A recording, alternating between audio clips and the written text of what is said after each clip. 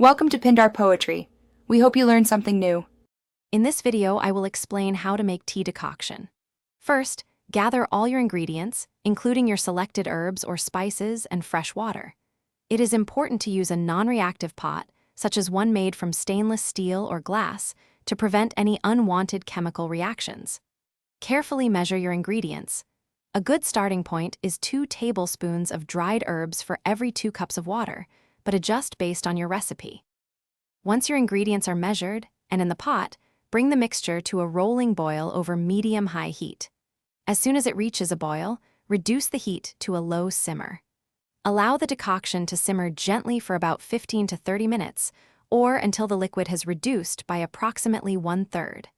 Keep the lid on the pot to prevent too much evaporation and to retain beneficial compounds. After simmering, take the pot off the heat and let it cool down for a few minutes. Next, carefully strain the liquid into a clean container using a fine mesh sieve or several layers of cheesecloth.